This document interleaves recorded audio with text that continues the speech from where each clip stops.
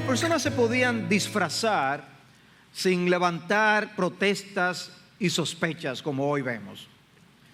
Era el pan diario de los comediantes incluso, disfrazarse de otros personajes. Y yo recuerdo una fiesta muy singular que se hizo en mi casa siendo yo muy pequeño.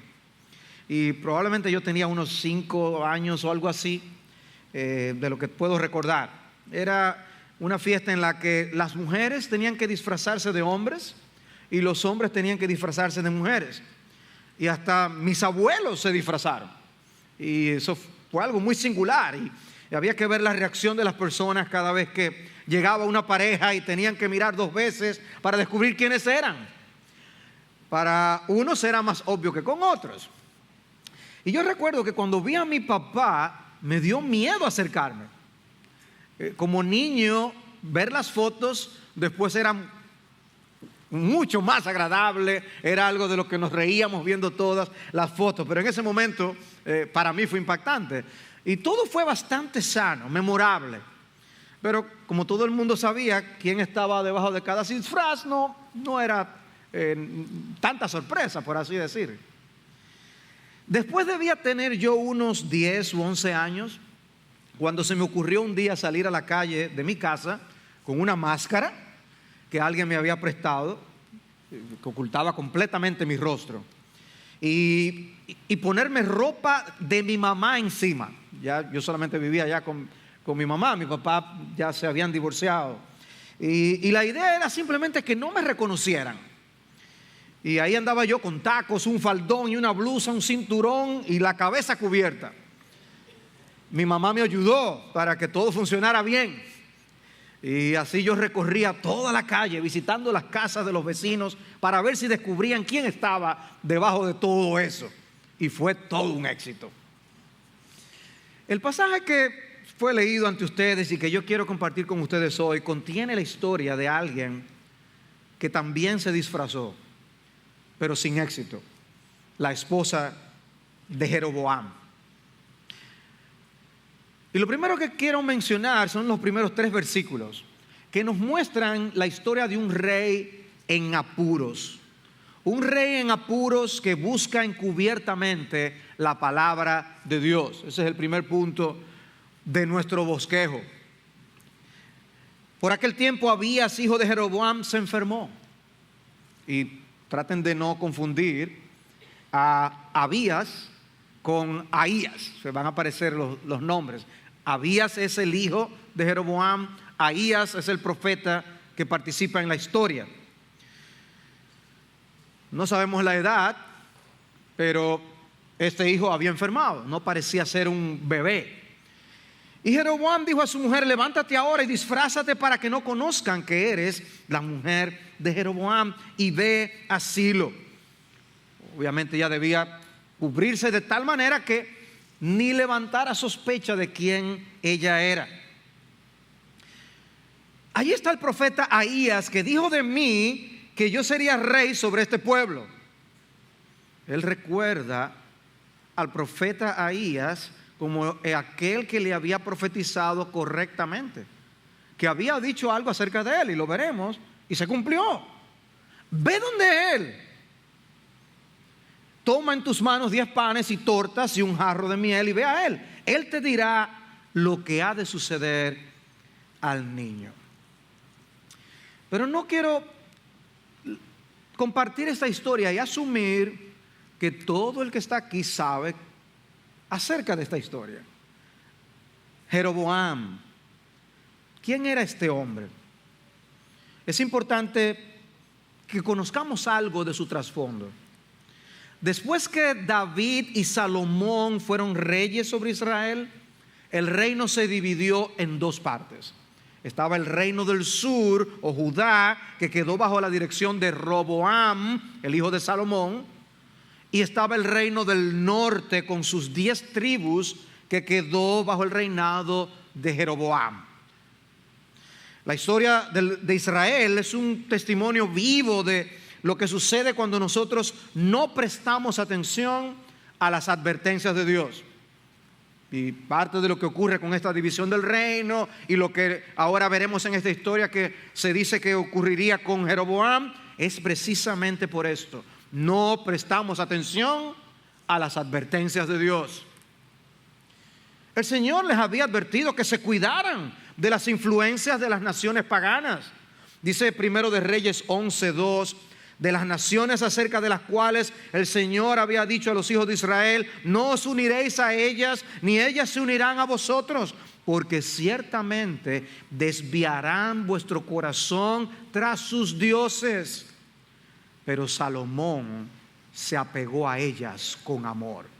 O sea, Salomón tenía muchas mujeres que desviaron su corazón del Dios vivo tras los dioses de ellas. Y luego el texto dice que sus mujeres le llevaron a la idolatría y a ese desvío de una manera más evidente. Dice: sucedió que cuando Salomón era ya viejo, sus mujeres desviaron su corazón tras otros dioses.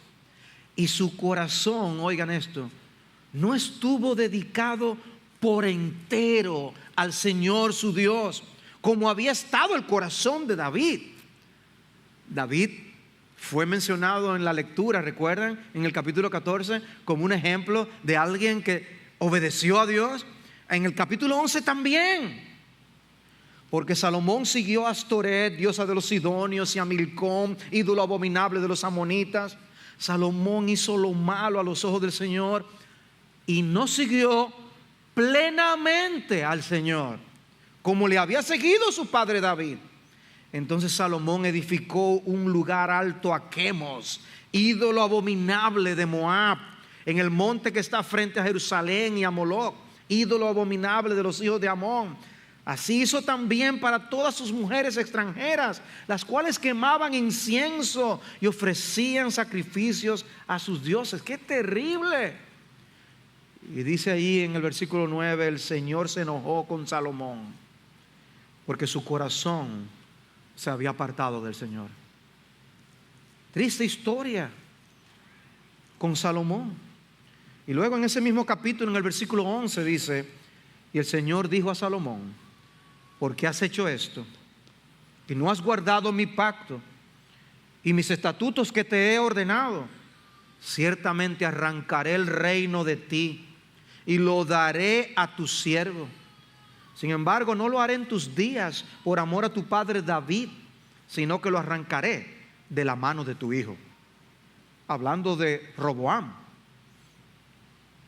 ¿Por qué se enojó el Señor con Salomón? ¿Por qué le quitó el reino a su hijo? Por la idolatría, por servir a otros dioses, por no cuidar y preservar la adoración del único Dios vivo y verdadero. Luego en ese mismo capítulo se nos introduce entonces a Jeroboam, a partir del versículo 26 de Primero de Reyes 11. Y ahí se nos dice que él había sido un siervo de Salomón, pero que se había rebelado contra Salomón. Y ahí se nos introduce también al profeta Ahías en el mismo capítulo, quien en un acto simbólico rompe en 12 pedazos el manto que él llevaba puesto, representando las 12 tribus de Israel, y le dice a Jeroboam en el versículo 31: toma para ti 10 pedazos, porque así dice el Señor, Dios de Israel: he aquí arrancaré el reino de la mano de Salomón, y a ti daré 10 tribus, porque me han abandonado y han adorado a Astoret, diosa de los sidonios, a Quemos, dios de Moab, y a Milcom, dios de los hijos de Amón, y no han andado en mis caminos para hacer lo recto delante de mis ojos y guardar mis estatutos y mis ordenanzas, como lo hizo su padre David. Y vuelve a ser mencionado David en ese contexto.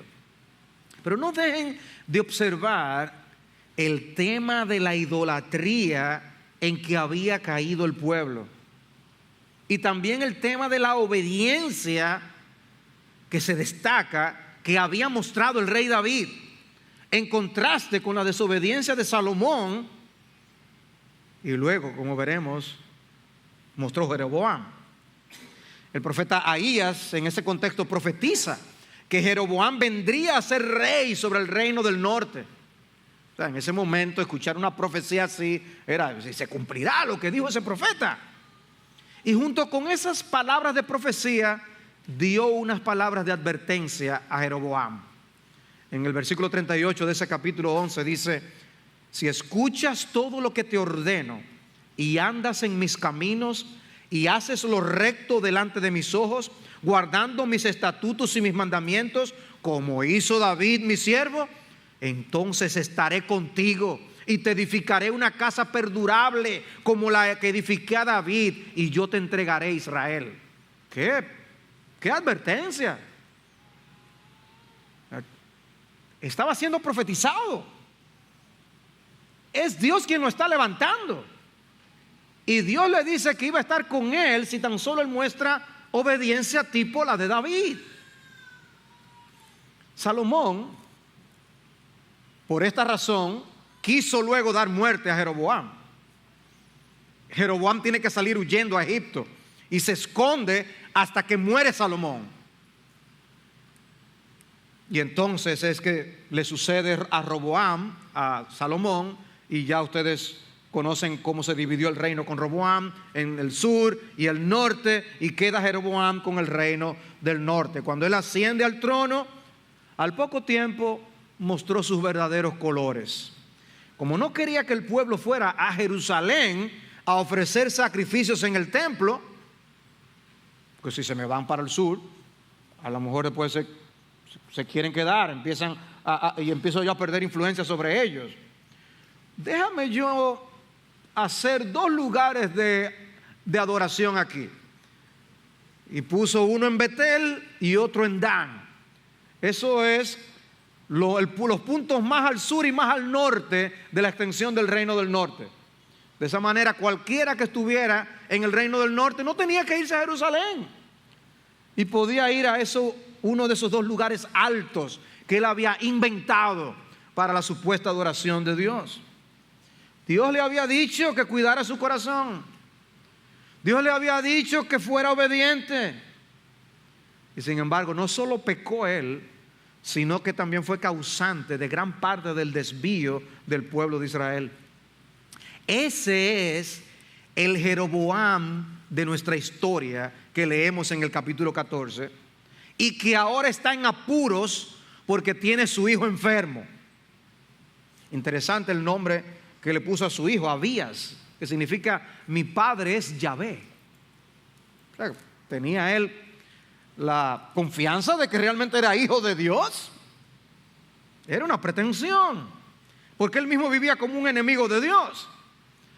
Era muy religioso, obviamente, instituyó ese sistema religioso en el reino del norte, porque ser religioso no es sinónimo de vivir correctamente en la presencia de Dios. Él era un mero religioso. Quizás había agotado todas las opciones que estaban a su alcance para sanar a su hijo y nada. Lo veía quizás como la esperanza de un heredero que vaya a quedar en el trono. Se le ocurre ir a consultar al profeta que le profetizó que él iba a ser rey, y se cumplió. Quizás si él profetiza acerca de mi hijo, también se cumple, y se cumple favorablemente. Pero piensen en esto, o sea, él tiene su sistema religioso que tiene por años funcionando en el reino del norte, pero cuando necesita realmente una ayuda va al otro sistema. O sea, creía en Dios, a su manera creía en Dios, por eso está buscando al profeta de Dios. Pero era religioso, él tenía su propio sistema. Nunca se me olvida un programa de televisión que había que siempre anunciaba un producto para la calvicie. No sé por qué yo me fijaba en eso. El punto es que la persona que conducía el programa era calvo. No era una buena propaganda. O sea, y aquí está él, que tiene su propio sistema religioso, buscando la solución del otro lado. Pero así es el hombre de contradictorio. Podemos aferrarnos a un sistema religioso, pero a la hora de la verdad Cuando no nos funcionan las cosas, entonces clamamos al Dios verdadero. Se le ocurre este asunto de buscar al profeta, pero no se atreve a ir personalmente, sino que envía a su mujer y disfrazada para que no la identifiquen. Y uno se pregunta, ¿y por qué? ¿Por qué? ¿Por qué no quiere ir a él y por qué la mujer disfrazada? Bueno, dice el versículo 2, para que no conozcan que eres la mujer de Jeroboam. Eso no nos dice la razón, pero nos dice el serio interés que tenía de no ser reconocido. ¿Y por qué no quería que supieran que era su mujer? Bueno, en el capítulo anterior, el 13, ese capítulo termina con una nota sobre lo que caracterizó la vida de Jeroboam. Jeroboam no se volvió de su mal camino. Eso es una nota de su vida que se va a repetir en el libro. Ahías había advertido a Jeroboam, como leímos, pero él no hizo caso. La desobediencia fue lo que marcó su vida. Hacer lo que él quiso como quiso e ignorar los mandamientos de Dios. Ahora él quería volver a escuchar del profeta, pero habiendo sido desobediente, él no se atreve a dar la cara y comparecer ante él. Le daba vergüenza. Y él envía un regalo modesto a Ahías, y envía un regalo modesto porque si envía algo muy grande iban a reconocer quién era.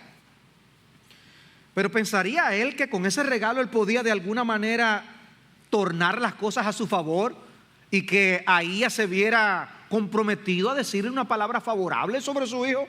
Es posible. La gente piensa que puede comprar favores de Dios. La gente piensa, si yo hago ese sacrificio, si yo hago este voto, yo voy a ganar el favor de Dios. No, los favores de Dios no se compran, no están en venta. El hecho es que él estaba buscando la solución a su problema en los lugares altos que él mismo inventó. No, en el profeta que le profetizó y la palabra se cumplió. La palabra de Dios. Cuando llegó la hora de la verdad, él quería oír palabra de Dios. Jeroboam quería los beneficios de Dios, pero no quería identificarse con Dios. Estoy hablando de ti. Jeroboam quería los beneficios de Dios sin identificarse con Dios. Un rey en apuros, buscando palabra de Dios. Pero en segundo lugar, nosotros vemos en los versículos 4 al 6 cómo el rey de reyes expone y descubre al rey y a su incógnita mensajera. El rey de reyes expone y descubre al rey y a su incógnita mensajera. Así lo hizo la mujer de Jeroboam. Se levantó, fue a Silo y llegó a casa de Ahías. Y Ahías no podía ver porque sus ojos se habían nublado a causa de su vejez. Mas el Señor había dicho a Ahías: he aquí, la mujer de Jeroboam viene a consultarte sobre su hijo, pues está enfermo. Esto y esto le dirás, pues será que cuando ella venga fingirá ser otra mujer. Y sucedió que cuando oyó el ruido de los pasos de ella, le dijo: entra, mujer de Jeroboam, ¿por qué fingen ser otra mujer?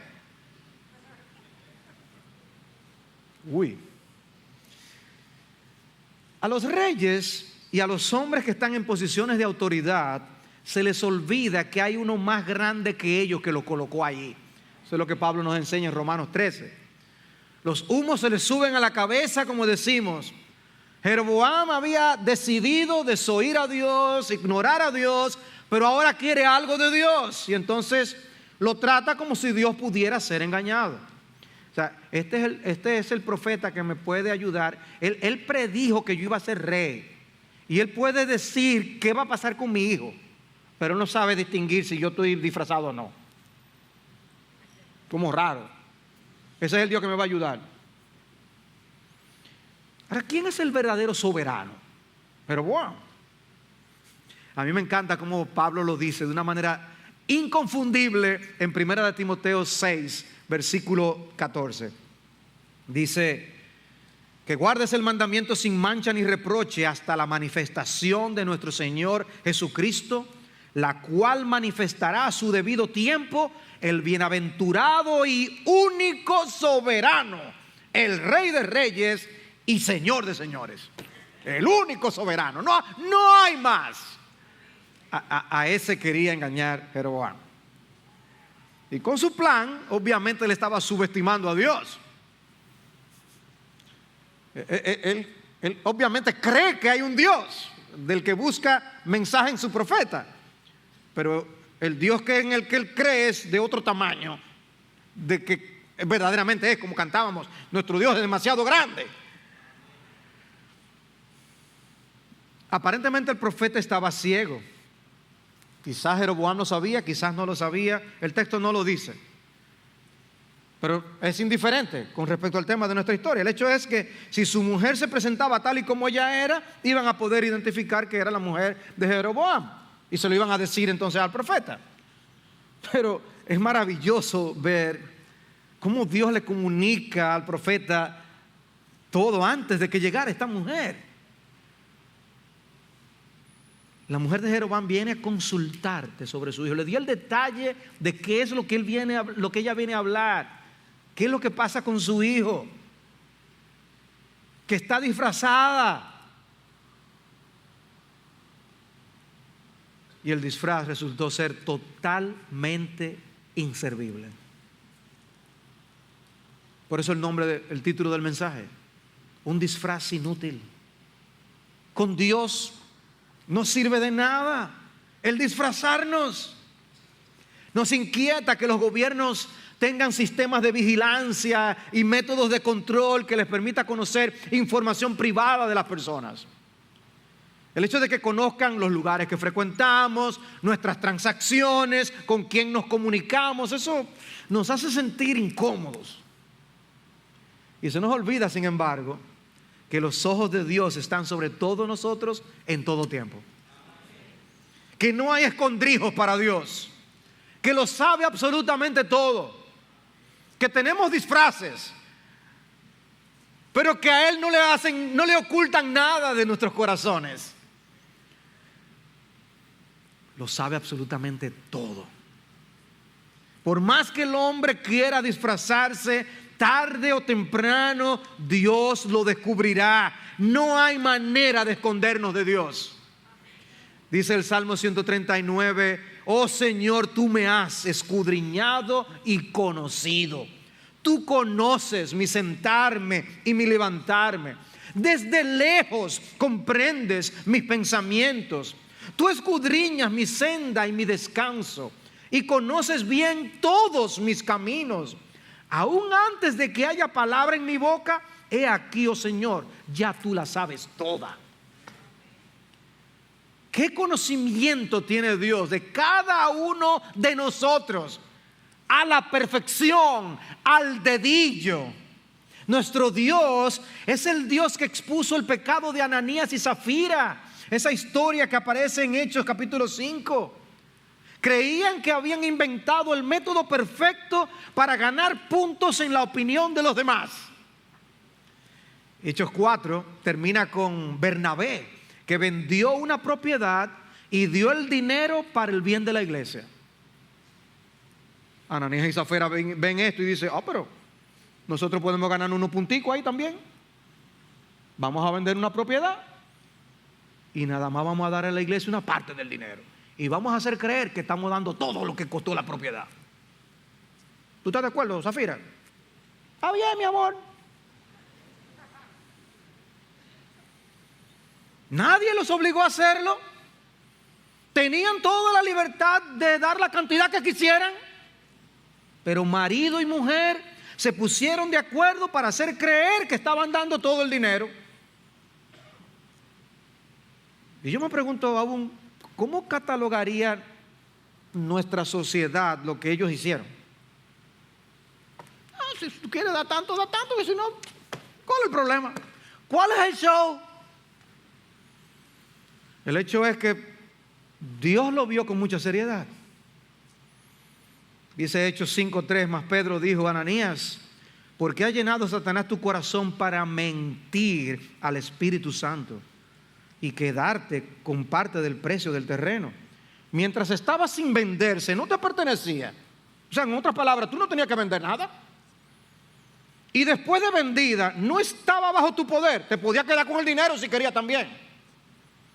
¿Por qué concebiste este asunto en tu corazón? No has mentido a los hombres, sino a Dios. Había mentido a los hombres, pero en el fondo, lo principal, lo más importante, es que habían mentido a Dios. Y Dios le quitó la vida a los dos. Yo sé que por la mente de algunos pasó la idea de wow, no es algo demasiado rígido que Dios castigara de esa forma.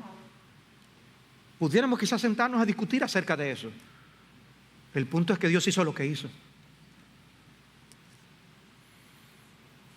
¿Podemos decir que Dios juega con el pecado? He ahí el caso de dos parejas que cayeron juntos: Ananías y Zafira, Jeroboam y su mujer. Eso es una gran lección y advertencia para todos los matrimonios. Dice Hebreos 4:13, y no hay cosa creada oculta a su vista, sino que todas las cosas están al descubierto y desnudas ante los ojos de aquel a quien tenemos que dar cuenta. Somos nosotros los que creemos en la absoluta privacidad, pero tal cosa no existe cuando nosotros vivimos ante los ojos de Dios. Todas las cosas expuestas a sus ojos. Y no solo lo que hacemos, sino también lo que pensamos, también nuestras motivaciones. Es por eso que el versículo anterior dice que la palabra de Dios penetra hasta partir el alma y el espíritu, la coyuntura y los tuétanos, y discierne los pensamientos y las intenciones del corazón. Eso solo Dios lo puede hacer. Y es por eso que a veces las personas después de un mensaje dicen, eso como que fue para mí. Y no era porque yo sabía, es porque Dios sabía. Él conoce los secretos del corazón, Salmo 44:21. O la fortaleza de Pablo en Gálatas 6:7. No os dejéis engañar, de Dios nadie se burla, pues todo lo que el hombre siembre, eso también segará. De Dios nadie se burla. Spurgeon cuenta en su autobiografía un caso en el que este pasaje sirvió para desenmascarar a alguien. Se cuenta que un hombre que se convirtió bajo la predicación de Spurgeon asistía regularmente al tabernáculo metropolitano, a pesar de la fuerte oposición que recibía de su mujer. Pero un domingo en la tarde, después de que su esposo se había ido al servicio, la curiosidad la movió a ir. Pero ella no quiso ir abiertamente, le daba vergüenza y se disfrazó. Se disfrazó y llegó más tarde y subió al mezanine para que no la vieran. O sea que ella iba más o menos de incógnito. Y al llegar al edificio, cuando estaba entrando, el predicador comenzó a leer su pasaje. Y lo que estaba diciendo en el momento en que ella estaba entrando fue: entra, mujer de Jeroboam, ¿por qué finges ser otra mujer? Y ya ustedes pueden imaginarse el impacto. Tengo malas noticias para ti, como le dicen. Ella estaba segura que Spurgeon le estaba señalando a ella cuando estaba señalando con el dedo. Tú le dijiste algo a Spurgeon, le dijo al esposo.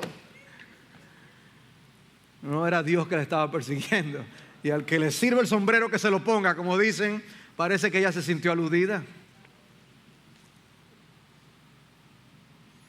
Una de las cosas que Dios hace con su evangelio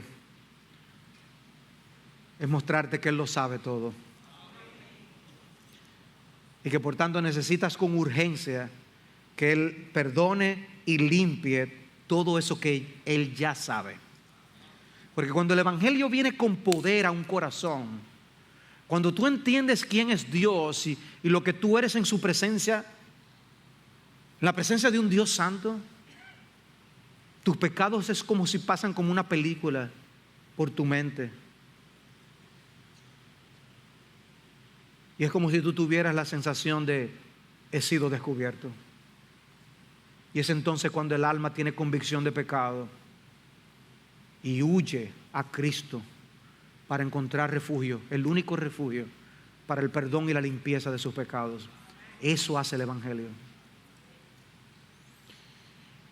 En tercer lugar, quiero que veamos en los versículos 6b al versículo 16, el Dios soberano tiene palabras duras para el evasivo rey.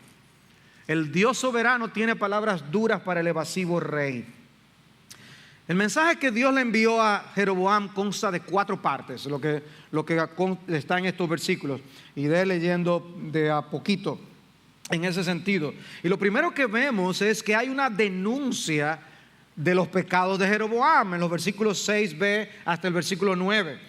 Al final del versículo 6 ustedes pueden leer que dice: pues he sido enviado a ti con un duro mensaje. Ve y di a Jeroboam, así dice el Señor, Dios de Israel, por cuanto te levanté de entre el pueblo, te hice príncipe sobre mi pueblo Israel, y arranqué el reino de la casa de David y te lo di a ti. Pero tú no has sido como mi siervo David, que guardó mis mandamientos y me siguió de todo corazón para hacer solo lo que era recto a mis ojos, sino que has hecho más mal que todos los que fueron antes de ti. Y fuiste e hiciste para ti otros dioses e imágenes fundidas para provocarme a ira, y me arrojaste detrás de tus espaldas. Ahías le dice a la mujer que tiene un mensaje duro que comunicarle. La Nueva Versión Internacional traduce: tengo malas noticias para ti. Dios lo colocó como rey, y ni por gratitud él guardó su corazón de idolatría. ¿Ustedes ven a Dios sacándole en cara eso que Dios había hecho por él? Yo te puse ahí. Dios espera que reaccionemos con gratitud ante sus tratos benevolentes con nosotros. Por eso Cristo esperaba que los 10 leprosos que él sanó regresaran para darle las gracias. Pero no pasó así. Antes bien se entregó a sus pecados y desvió al pueblo con él. Algo que me llamó poderosamente la atención es la manera como Dios habla de David aquí. Dice: tú no has sido como mi siervo David, que guardó mis mandamientos y me siguió de todo corazón. Oigan eso: para hacer solo lo que era recto a mis ojos. Y ya tú pensaste en Betsabé, ¿verdad que sí?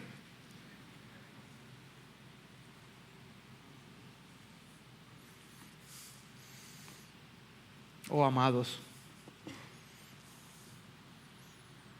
tú tienes tus Betsabés,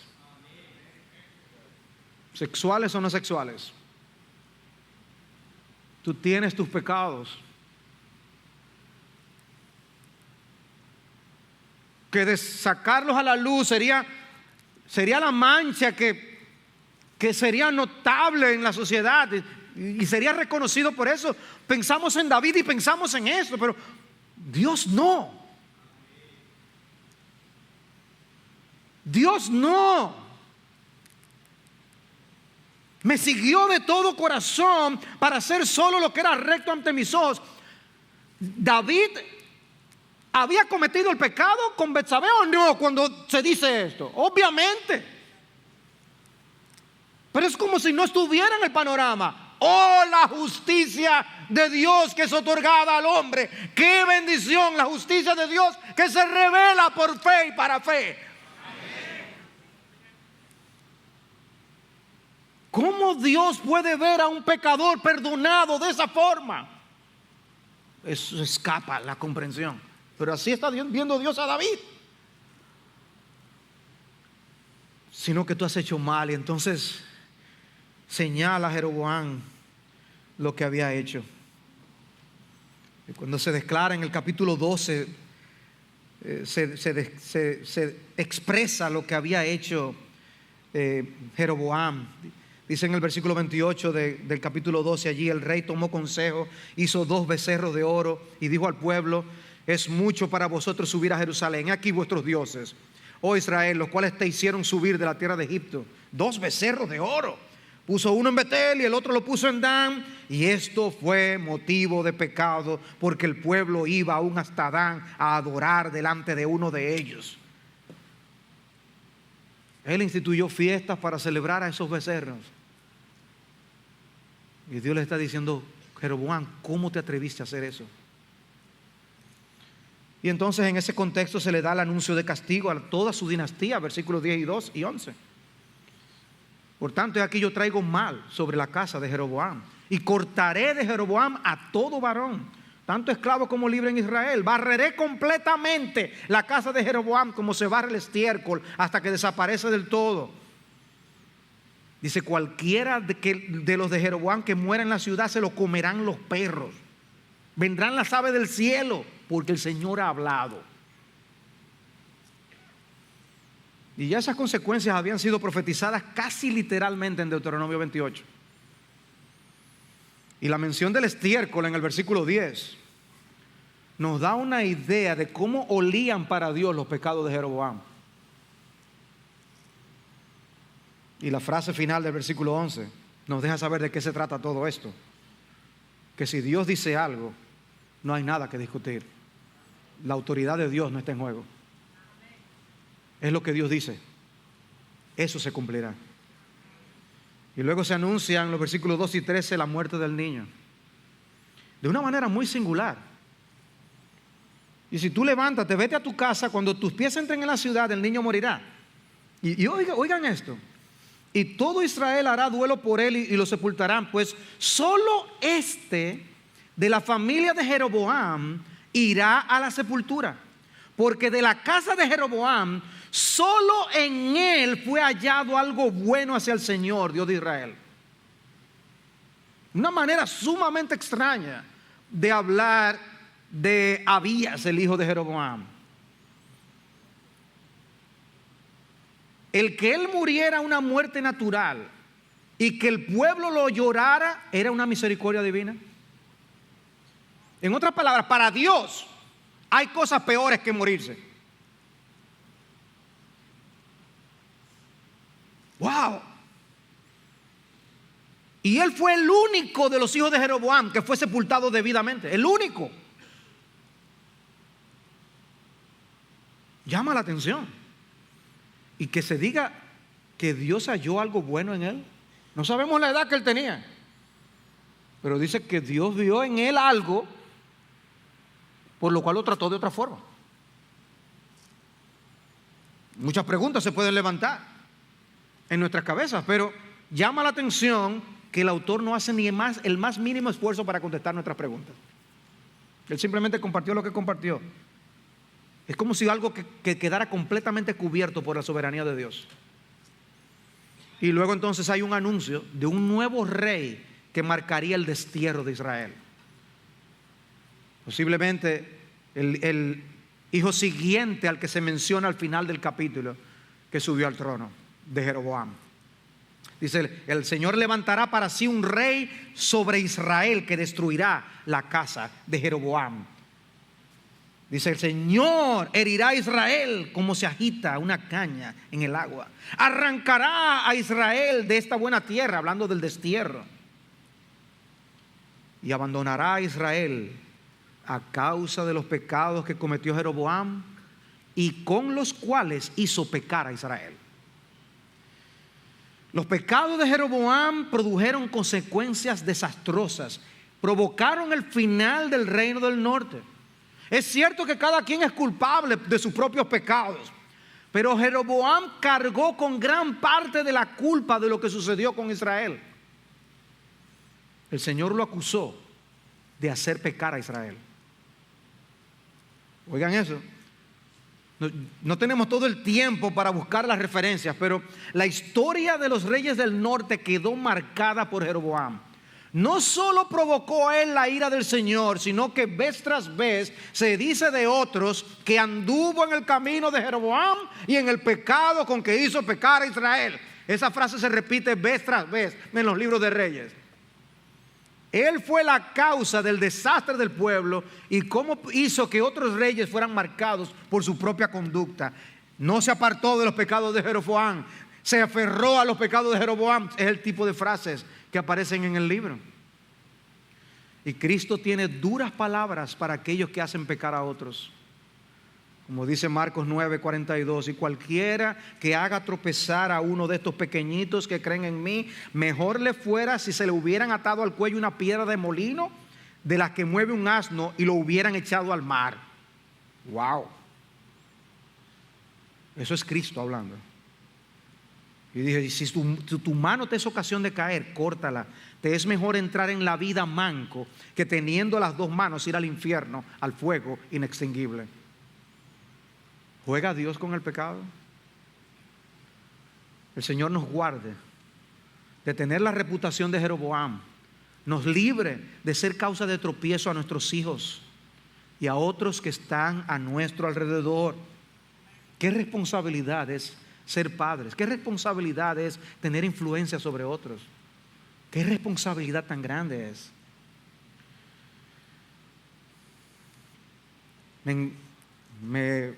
Me tocó una cita de un autor hablando sobre esto y otros personajes del Antiguo Testamento. Él dijo: parte de la razón por la que el Antiguo Testamento es tan largo y está tan lleno de gente como nosotros, que arman desastres mayúsculos, es para meternos en la cabeza que no somos tan inteligentes como nos gusta pensar que somos, ni tan fuertes como nos gustaría pensar que somos, ni tan poderosos, ni tan consistentes, ni tan altruistas, ni tan previsores, ni tan capaces, ni tan nada que nos gustaría pensar que somos.